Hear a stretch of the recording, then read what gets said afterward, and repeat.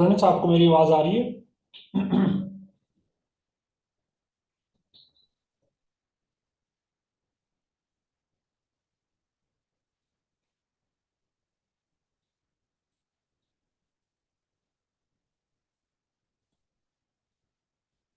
जी, हम स्टार्ट करते हैं आज की क्लास।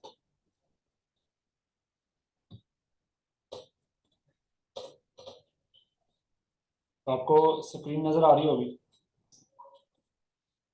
ऐसी है?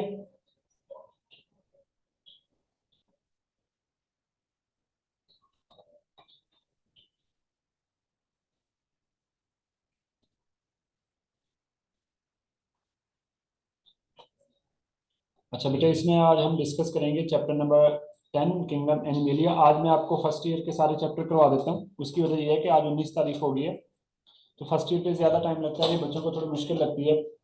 तो अगर आपके 20 एमसीक्यूज आएंगे तो 7 एमसीक्यूज आपको फर्स्ट ईयर से आएंगे, 13 एमसीक्यूज, 12-13 एमसीक्यूज आपको सेकंड ईयर से आएंगे। इसका मतलब क्या है कि ज़्यादा एमसीक्यूज आपको कहाँ से आएंगे? सेकंड ईयर से आएंगे। ठीक है बेटे, ये बात आपने जेहन में रखनी है कि ज़्यादा सारे जो लेक्चर है ना, वो ज़्यादा आपकी कह लेंगे जो है ना एमसीक्यूज, वो आपके कहाँ से आने हैं? सेकंड ईयर से आने हैं। इस हवाले से आप अपने आप को ज़रा प्रिपेयर रखें कि हमने सेकंड ईयर पे ज़्यादा फोकस करना है। फर्स्ट ईयर में आपके पास फिलहाल जो चैप्टर मौजूद है वो चैप्टर नंबर 10 है। इस टाइम आपके वो स्क्रीन पे सामने शो हो रहा है, हो रहा है ऐसे ही है? तो बेटे, इसमें आप अगर गौर करें तो आपको,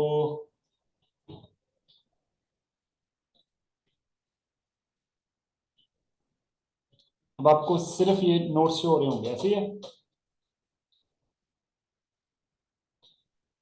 तो चैप्टर नंबर 10 है हमारा, इसमें हम चैप्टर 10 करेंगे। एक बच्चे ने सवाल किया कि सेकंड ईयर से ज्यादा क्यों आने हैं। बहुत अच्छा सवाल है। लॉजिकली देखें तो आप अभी भी सेकंड ईयर करके निकले हैं, तो ज्यादा एमसीक्यू उन्होंने सेकंड ईयर से देने हैं। उन्होंने बच्चों का बेड़ा गर्क नहीं करना है, एक्चुअली उन्होंने सेकंड ईयर से इवेलुएट कर लेना है कि कौन से बच्चे हमने रखने हैं, कौन से नहीं होने। अगर आपको 20-22 एमसीक्यूज आने हैं तो ये बात मेरी याद रखिएगा, 12 एमसीक्यूज आपको सेकंड ईयर से आएंगे और 8 एमसीक्यूज आपको फर्स्ट ईयर से आएंगे। तो चैप्टर 10 का मेरे कहने का मकसद ये था कि इस पर ज्यादा फोकस करने की जरूरत नहीं है। आप चैप्टर 11 पे चलें, उसमें से एमसीक्यूज आ जाते हैं, 13 में से में आ जाते हैं, 14 वाले में से आ जाते हैं। तो चैप्टर 10 इतना लेंथी से चैप्टर है, और इसमें से बेसिकली जो एक दो एमसीक्यूज आने हैं वो मैं आपको नोट्स आदि भेज दूंगा चैप्टर 10 के। तो आपको कल तक फर्स्ट ईयर सारी मिल जाएगी, ताकि हम कल शाम को जो है ना इवनिंग में स्टार्ट कर सकें सेकंड ईयर। चैप्टर 10 में आपने फिलहाल क्या याद रखना है कि एनिमीलिया, एनिमल्स होते कौन है। एनिमल्स की डेफिनेशन देखें। ऐसे एनिमल्स, और एनिमल्स ऐसे ऑर्गेनिजम्स होते हैं जो हेट्रोट्रॉफ होते हैं, जो अपनी खुराक खुद प्रिपेयर नहीं कर सकते, ठीक है ना। इनमें सेल वॉल नहीं होती, और ये खास तौर पे मोटाइल होते हैं। तो सबसे पहले इन्हें किंगडम प्रो जो टू किंगडम सिस्टम है एनिमल के अंदर, प्रोटोजोआ को भी शामिल किया गया, लेकिन आपको पता है कि प्रोटोजोआ जो है ना वो बेसिकली एनिमल्स नहीं है, ठीक है। तो प्रोटोजोआ को भी इस किंगडम में शामिल किया गया, बाद में प्रोटोजोआ को किंगडम प्रोटिस्टा में शामिल कर दिया गया। तो इस तरह किंगडम एनिमेलिया जो है वो सिर्फ एनिमल्स पर है। तो अब एनिमल कौन होते हैं? मल्टी सेलर हैं, डिप्लॉयड हैं, यूकेरियोटिक हैं, इंजेस्टिव हेटरोट्रॉफ हैं, और दो डिफरेंट गैमीट से बने होते हैं, एक एग और एक स्पर्म। ऐसे ऑर्गेनिज्म जिनमें ये करेक्टर पाए जाते हैं उन्हें क्या नाम देते हैं? एनिमल। लफज एनिमा कहाँ से निकला है? एनिमा लफज निकला है सोल। एनिमा कहते हैं सोल्स को, ठीक है जी। तो अब यहाँ पे एनिमल्स के डिफरेंट ग्रुप बनाए गए हैं। अगर हम गौर करें तो सबसे पहले जो है एंसेस्टर होता था, कौन सा? हमारे पास सबसे पहले एंसेस्टर था कौन जी? आप कह लें कि प्रोटोक्टिस्टा। प्रोटोक्टिस्टा के अंदर, ठीक है ना, एक ग्रुप बनाया गया पैराजोआ। पैराजोआ जो है ना, जो एनिमल जिनमें सिमिट्री नहीं होती और इनकी कोई शेप नहीं थी, जिनमें कोई सिस्टम भी नहीं होता, उन्हें पैराजोआ में रख दिया गया। पैराजोआ में सिर्फ पोडिफरा आते हैं। दूसरी तरफ रखा गया यूमेटाजोआ। यूमेटाजोआ वो एनिमल होते हैं जिनमें एक प्रॉपर सिस्टम होता है, एक जो है ना वो प्रॉपर उनकी सिमिट्री होती है। इनके दो ग्रुप बनाए गए सिमिट्री की बेस पे, एक बाइलेट्रिया और एक रेडिएटा। ये एक ही ह्यूमेटाजोआ के दो ग्रुप है, ठीक है। अब रेडिएटा में सिर्फ एक ही फाइलम आएगा, कौन सा, नाइडेरिया। इनकी रेडियल सिमेट्री होती है। रेडियल सिमेट्री कैसी होती है? रेडियल सिमेट्री ऐसी होती है कि जिनमें जो है ना वो ऑर्गेनिज्म जो है उसको हम, ये सामने आपके सिमेट्री नजर आ रही है, ठीक है जी।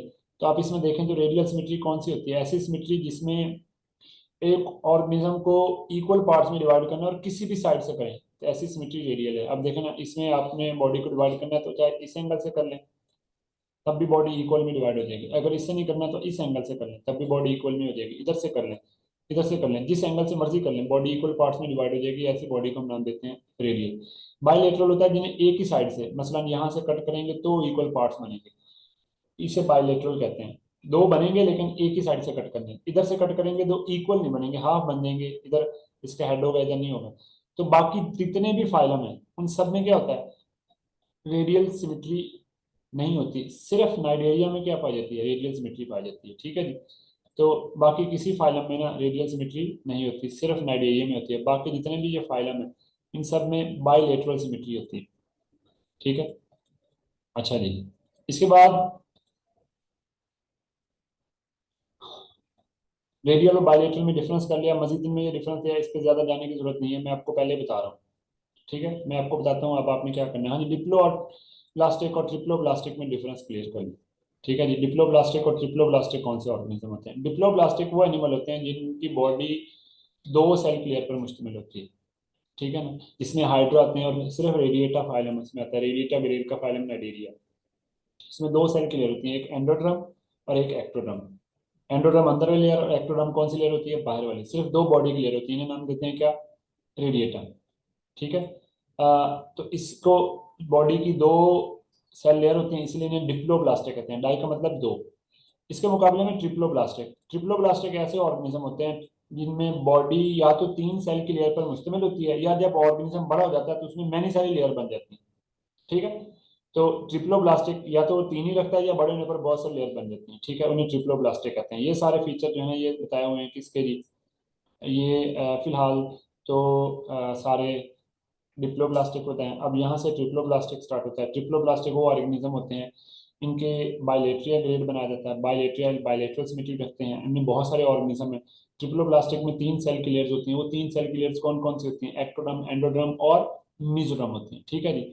अगर आप इन तीन सेल की लेयर्स को देखें तो लाजमी नहीं कि ऑर्गेनिज्म में जो है ना ये तीन सेल की layer as it is exist करें, ये डिफरेंट ऑर्गन्स भी बना देती हैं। मसलन अब यहाँ पे देख सकते हैं तो जो है ना एक्टोडर्म जो होती है वो क्या बनाती है? स्किन बनाती है, नर्वस सिस्टम बना देती है, ठीक है। तो उसने क्या, जो एक्टोडर्म है, ये वाली एक्टोडर्म, ठीक है, ये क्या बनाती है?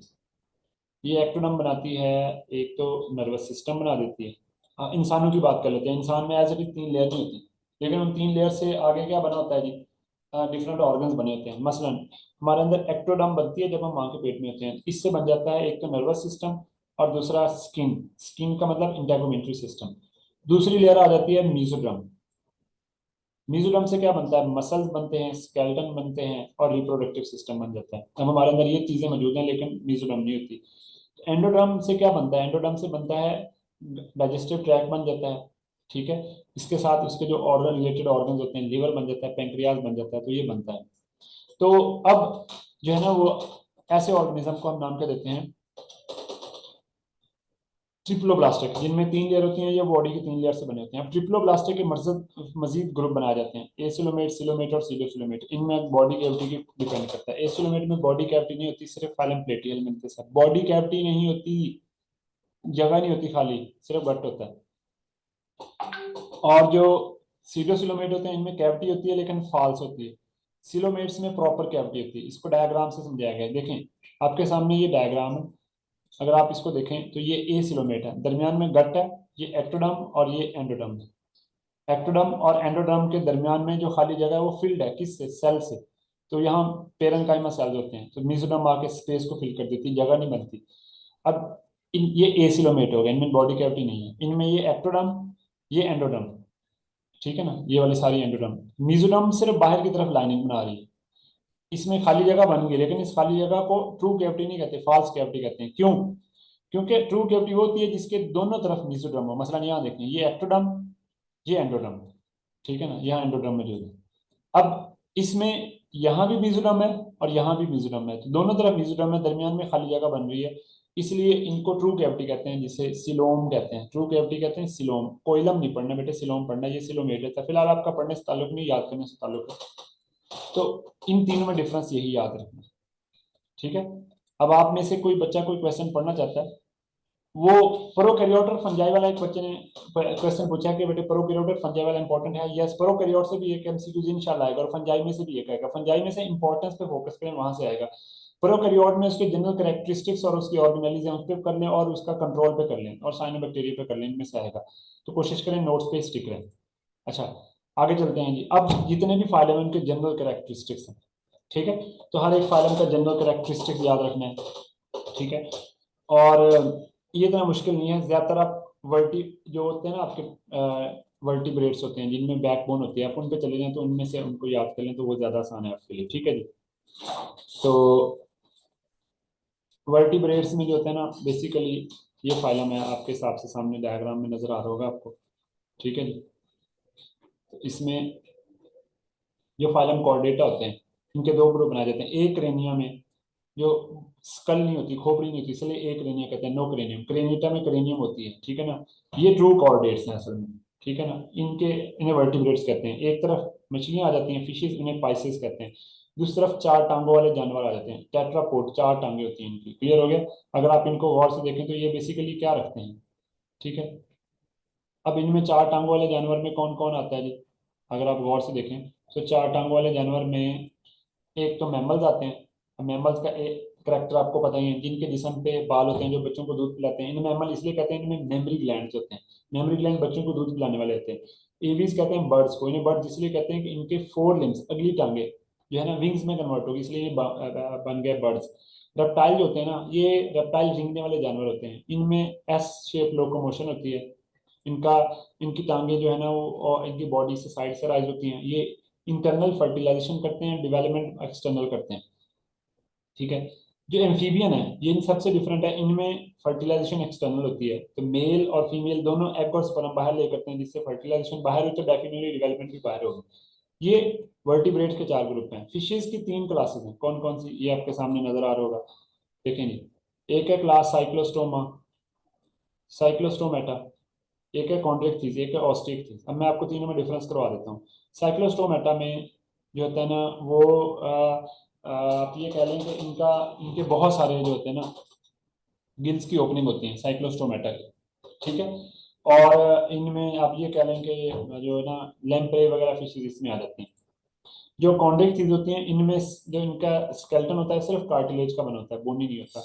ओस्टिक में बोनी स्केलेटन होता है। तो ये बेसिकली हम इनके चार ग्रुप, तीन ग्रुप पढ़ लेते हैं क्लासेस के, ठीक है। तो बस इसमें इसीलिए फोकस करें, इसमें आपको ज्यादा परेशान होने की जरूरत नहीं है ना, बहुत ज्यादा आपको तवज्जो करने की जरूरत है। फिशेस के जनरल करेक्टर दिए हैं, मैमल्स के हैं, बर्ड्स के हैं, रेप्टाइल्स के हैं, ये बड़े आसान होते हैं, ठीक है। तो आपको ये एमसीक्यूज जो मिलेंगे उन्हीं में से आप इनको सॉल्व कर लेंगे, सही है जी। आगे चलते हैं जी। आगे चैप्टर 11 आता है। चैप्टर 10 से शायद आपको एमसीक्यूज ना ही है, ठीक है। जो टीचर होता है बेटे वो आपको एक प्रेडिक्शन दे सकता है, क्योंकि वो इतना एग्जैक्ट नहीं होता, ठीक है ना। तो बहरहाल आपको बेसिकली अपने हिसाब से देखना पड़ता है, ठीक है जी।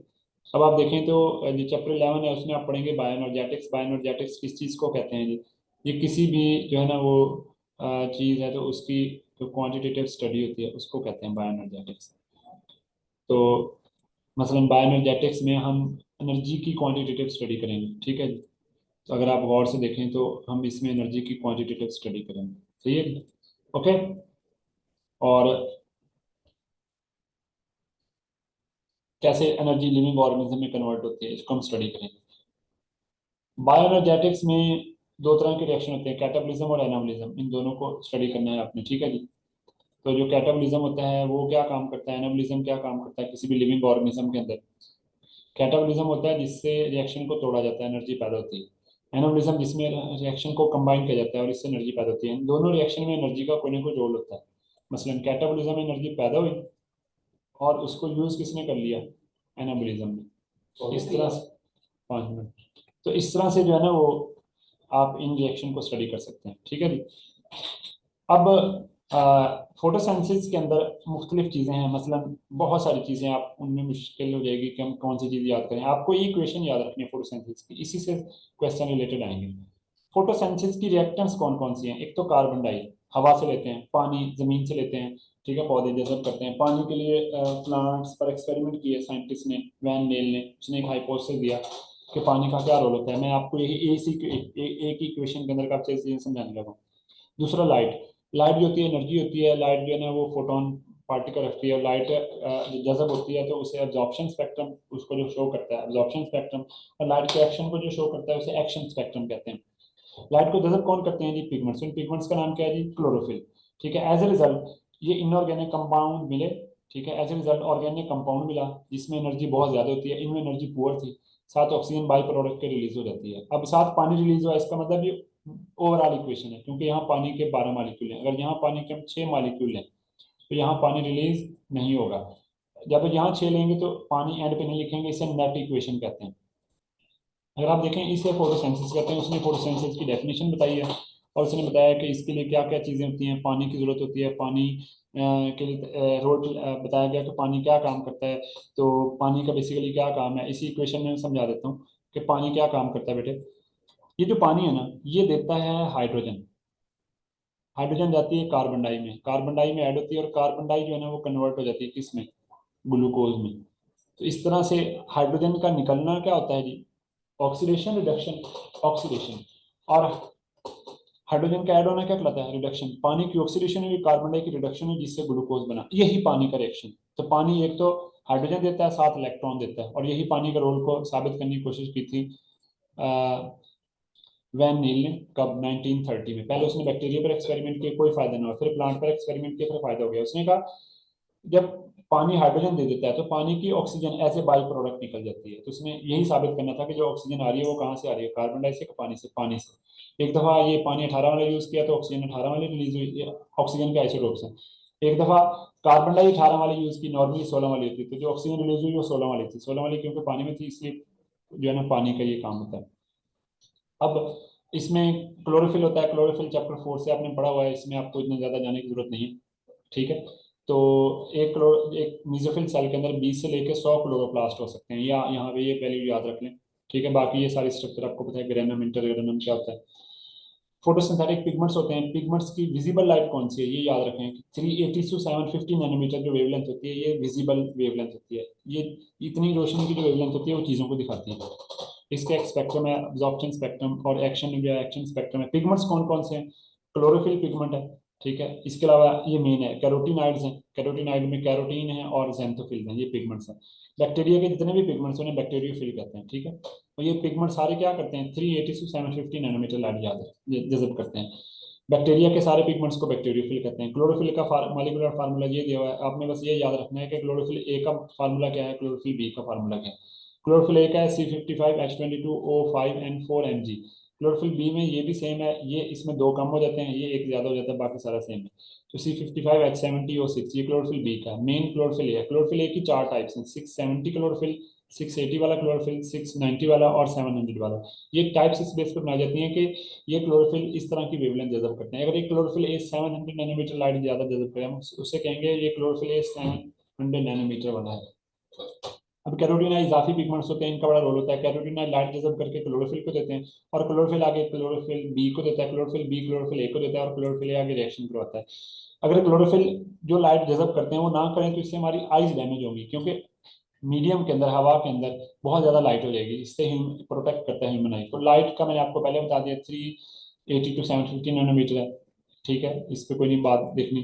तो यहाँ पर ये पहला एब्जॉर्प्शन स्पेक्ट्रम किसने दिया, एक्शन स्पेक्ट्रम किसने दिया, ये आपने याद रखना है। तो ये इतनी मुश्किल बातें नहीं है, ये आप तकरीबन सारे बच्चों को भी बात पता होती है, ठीक है जी। एक साइंटिस्ट था TW एंजलमैन, उसने 1883 में पहला अब्जॉर्प्शन स्पेक्ट्रम बनाया या एक्शन स्पेक्ट्रम बनाया, तो एक्शन स्पेक्ट्रम बनाया, ये एक्शन स्पेक्ट्रम है। उसने काफी सारे डिफरेंसेस में नोट की। लाइट डिपेंडेंट और डार्क रिएक्शन ये होते कहाँ में, बस ये याद रखना है। जो लाइट डिपेंडेंट रिएक्शन होता है ये थैलाकोइड होता है, थैलाकोइड पे होता है, थैलाकोइड में पिगमेंट्स होते हैं। लाइट इंडिपेंडेंट रिएक्शन जो होता है वो स्ट्रोमा में होता है, जो लाइट पे डिपेंड नहीं करता, जिससे डार्क रिएक्शन करते हैं। और लाइट डिपेंडेंट जो होता है, लाइट पे डिपेंड कर रहा है, वो थैलाकोइड मेम्ब्रेन पर होता है, ठीक है। जैसे जो मैंने आपको चीज बताई थी वो यहाँ पे समझाइए कि यहाँ से हाइड्रोजन निकल के इसमें जाता है तो ये कन्वर्ट हो जाता है इसमें, तो इसकी रिडक्शन होगी और इसकी ऑक्सीडेशन होगी। इसकी ऑक्सीडेशन में से जब हाइड्रोजन निकलता है तो oxygen as it is by product निकल जाती है। लाइट रिएक्शन इसे लाइट डिपेंडेंट रिएक्शन भी कहते हैं, डार्क रिएक्शन इसे लाइट इंडिपेंडेंट रिएक्शन भी कहते हैं। तो ये होता है, ये लाइट रिएक्शन है ये थैलाकोइड की मेम्ब्रेन पे हो रहा है, ठीक है। और ये डार्क रिएक्शन है तो ये स्ट्रोमा में हो रहा है। ये सारा रिएक्शन क्लोरोप्लास्ट में होता है। तो लाइट रिएक्शन की प्रोडक्ट है, यूज करता है पानी और ऑक्सीजन को बाई प्रोडक्ट निकालता है। डार्क रिएक्शन में कार्बन डाई यूज होती है और सक्रोज बनाता है। पहले ग्लूकोज बनता है स्टार्ट, फिर उसके बाद उसको सक्रोज में कन्वर्ट किया जाता है। ये सारे रिएक्शन, इसमें इतना ज्यादा फोकस करने की आपको जरूरत नहीं।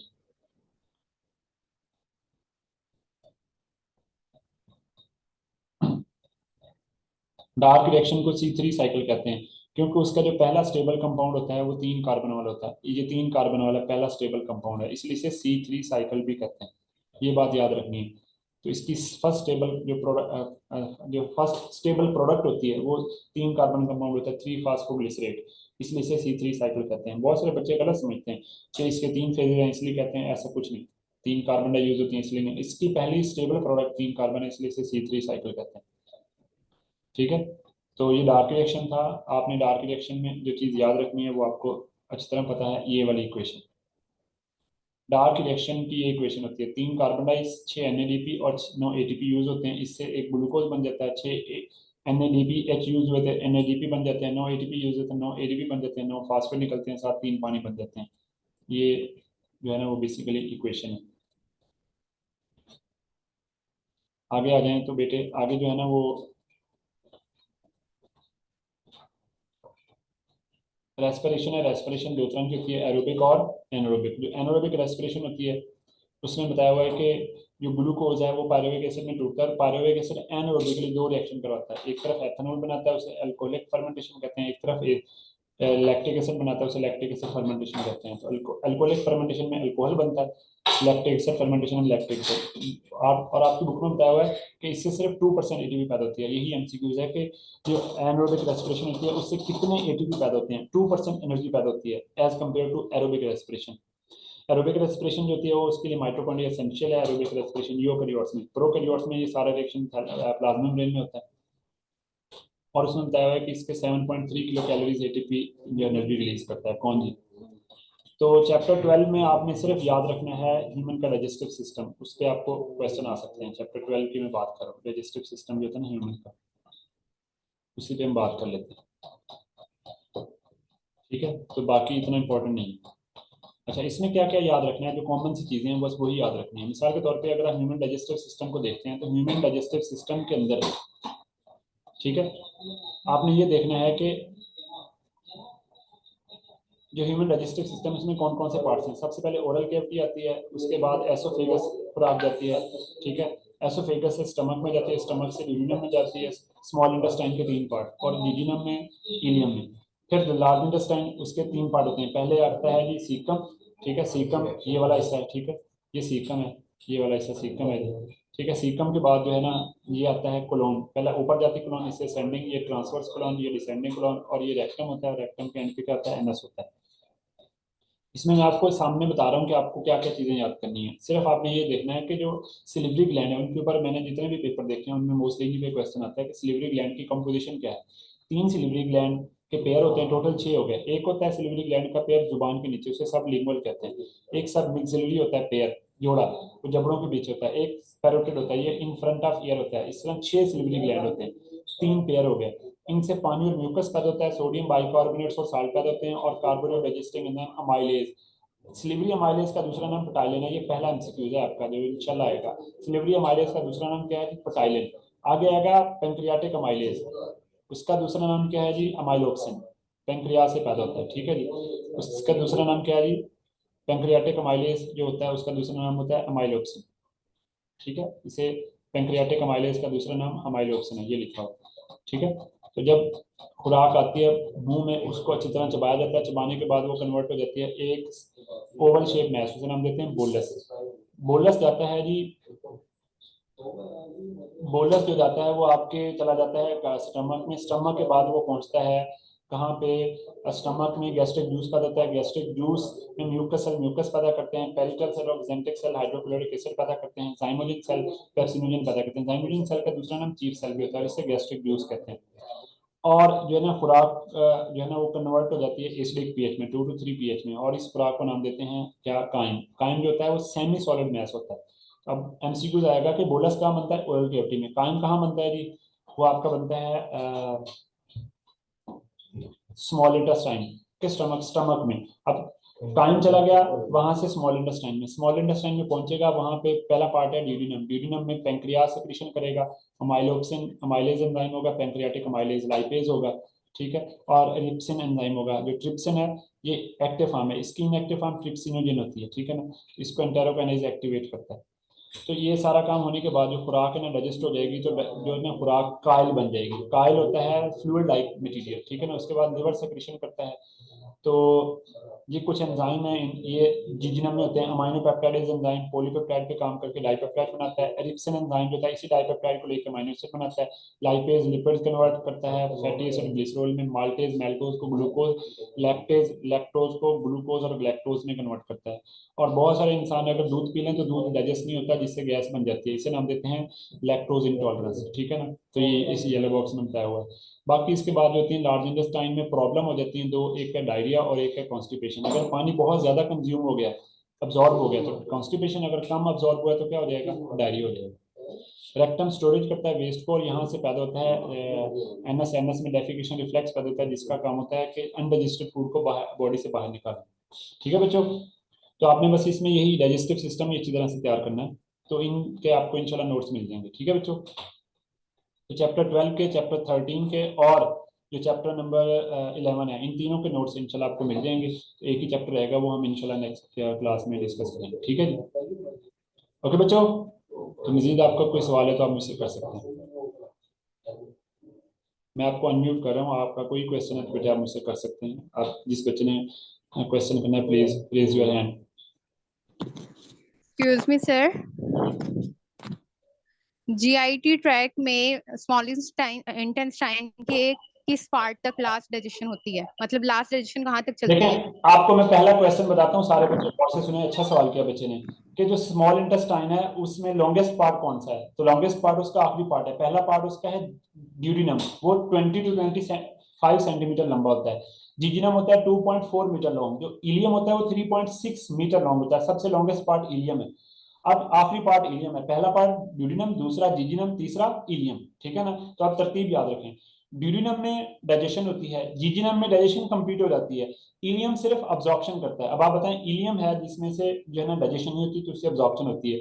अब आप बताएं आपको डाइजेशन अच्छी तरह चाहिए, अब्जॉर्प्शन, तो अल्लाह ताला ने 3.6 मीटर लॉन्ग बनाई है इलियम, ताकि ज्यादा से ज्यादा अब्जॉर्प्शन हो सके और आप एनर्जेटिक होकर काम कर सके। जैसे आपने मुझसे सवाल किया, अगर आपकी इलियम काट के छोटी कर दी जाए, आप दुबली पतली हो जाएंगी। मोटे लोगों का यही तो काम किया जाता है, उनकी डाइजेशन को नहीं रोका जाता, उनकी सिर्फ अब्जॉर्प्शन को रोका जाता है। तो जो जीआईटी जिसका ऑपरेशन किया जाता है ना, एक बहुत बड़ा फेमस डॉक्टर है, वो अपनी जितने भी ऑपरेट करता है, जो मरीजों का पॉसिबल ही नहीं होता, ठीक है ना, फैट बहुत ज्यादा हो जाती है, इंटेस्टाइन को तलाश करना मुश्किल हो जाता है, कैंसर हो सकता है, तो उनके ऑपरेट करता है और डिस्कवरी पे उनकी जो है ना वीडियोस अपडेट कर देता है, ठीक है, डिस्कवरी पे उसकी पूरी डॉक्यूमेंट्री दिखाते हैं, तो वो सिर्फ इंटेस्टाइन को निकालता है, और वो खास तहकीक करता है कि इंटेस्टाइन का मैंने कौन सा पोर्शन निकालना है, और वो सिर्फ इलियम को कम करता है, ताकि इस बंदे की अब्जॉर्प्शन कम हो, जिससे उसकी अब्जॉर्प्शन कम होने से उसका वेट लॉस हो जाता है, ठीक है। तो ये बड़ी अच्छा क्वेश्चन था, इसके रिलेटेड आपको काफी सारी इन्फॉर्मेशन मिली, और आगे बीमारियों में भी इस बात को बताया हुआ है, ठीक है, कि अगर जो है ना वो अल्सर हो जाए तो वो कहीं भी हो सकता है, किसी भी पार्ट पे हो सकता है,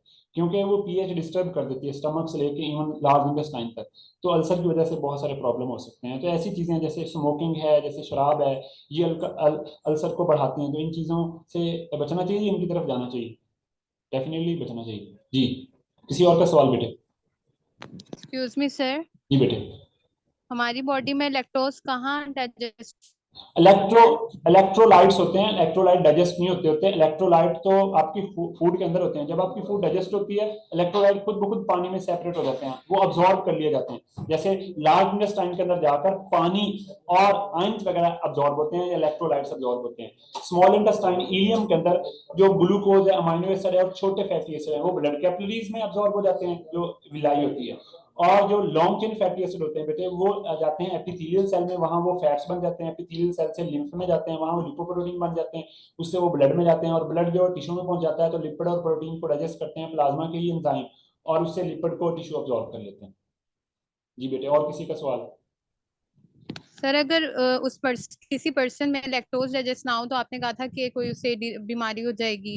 बेटे लैक्टोज का आगे कुछ बोला था। मैं आपको बताता हूँ, लैक्टोज, लैक्टोज मिल्क में पाई जाने वाली शुगर है, ठीक है।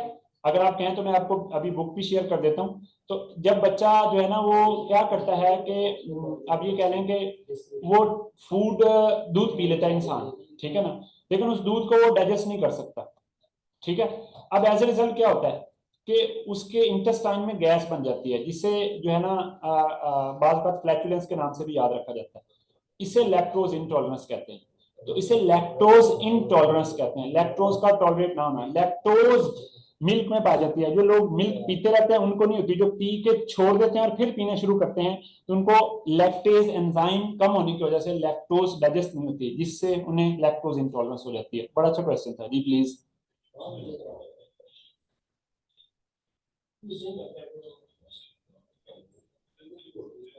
ओके बेटे, क्लियर हो गया?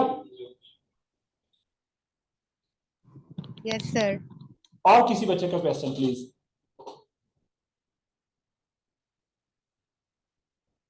अल्लाह ताला आपको कामयाब करे और आप ज्यादा से ज्यादा एमसीक्यूज की प्रैक्टिस करें, इंशाल्लाह आप लोगों का एडमिशन हो जाएगा इंशाल्लाह, जो बच्चे तैयारी कर रहे हैं।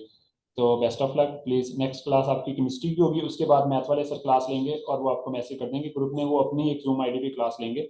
और उनकी तबीयत ठीक नहीं है तो, लेकिन वो आपकी क्लास मैनेज कर रहे हैं, तो आप उनकी क्लास लीजिएगा। ओके बेटे, थैंक यू, अल्लाह हाफिज।